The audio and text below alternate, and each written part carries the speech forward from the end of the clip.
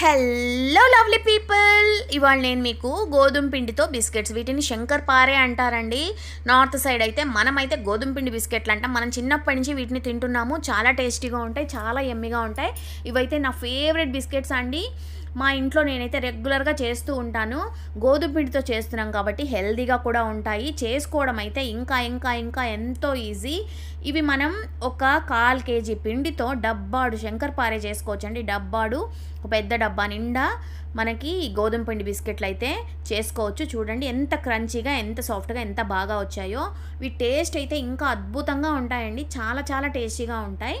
So మీకు ఇవాళ ఈ రెసిపీ అయితే చూపించేస్తాను. గబగబా వీడియోలోకి వెళ్ళిపోదాం. చకచక చూసేయండి, టకటక చేసేసుకోండి. మీకు కనుక నా వీడియోస్ యూస్ఫుల్గా ఉంటే తప్పకుండా నా ఛానల్కి సబ్స్క్రైబ్ చేసుకోండి. మీ ఫ్రెండ్స్కి, రిలేటివ్స్కి షేర్ చేయండి.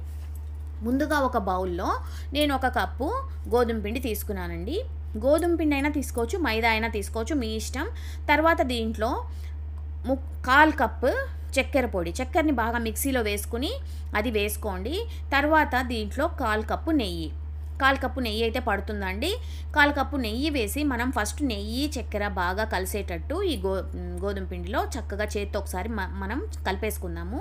తర్వాత దీంట్లో తగినన్ని నీళ్లు పోసుకుంటూ కొంచెం పూరీ పిండిలాగా దీన్ని కలుపుకోవాలన్నమాట. మీరు చక్కెర కొలత, నెయ్యి కొలత తప్పుగా వేశారంటే ఈ బిస్కెట్స్ మనం అనుకున్న కరెక్ట్గా రావన్నమాట. కరెక్ట్గా కొలతలతో చేశారంటే చక్కగా వస్తాయి. ఇవి చాలా టేస్టీగా ఉంటాయి. సో నేను ఇవాళ ఇలా పూరీ పిండిలాగా కలిపి పెట్టేసుకున్నాను. ఇప్పుడు మనం ఏం చేస్తామంటే పూరీ పీట మీద ఇలాగా దీన్ని రోల్ చేసుకుంటాము.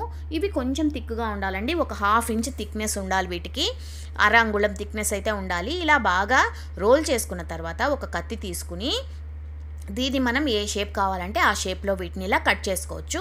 నేనైతే ఇవాళ చిన్న చిన్న స్క్వేర్స్గా కట్ చేసుకున్నాను. ఇలా కట్ చేసుకున్నవి మనము రెడీ చేసి ఫస్ట్ పెట్టేసుకోవాలండి. మీరు దండిగా క్వాంటిటీ చేసేటట్టుంటే ఇవన్నీ మనం ఫస్ట్ రోల్ చేసుకుని తర్వాత ఒక ప్లేట్లో వేసి పెట్టేసుకోండి. తర్వాత అన్నీ ఒకేసారి ఫ్రై చేసుకోవచ్చు. ఇలా మీరు నేను చూపించినట్టు ఈ సైజులో అయితే అన్నీ చేసి పెట్టేసుకోండి. ఇప్పుడు మనం నూనె బాగా వేడయ్యాక ఇవన్నీ దీంట్లో నూనెలో వేసేసి చక్కగా గోల్డెన్ బ్రౌన్ కలర్ వచ్చే వరకు వీటిని అయితే వేయించుకోవాలండి. నూనెలో వేస్తూనే వీటిని కలపకండి. కొంచెం సేపు ఒక 2 నిమిషాలు అలా వదిలేయండి. అవన్నీ పైకి తేలుతాయన్నమాట. మనం వేసినవన్నీ నూనె పైకి తేలుతాయి. తేలాక మీరు కలపడం స్టార్ట్ చేయండి. నూనెలో వేస్తూనే కలిపితే విరిగిపోయే ఛాన్సెస్ ఎక్కువ ఉంటాయన్నమాట. చాలా సాఫ్ట్గా ఉంటాయన్నమాట ఇవి. నూనెలో వేస్తూనే అలా కలిపేయకండి.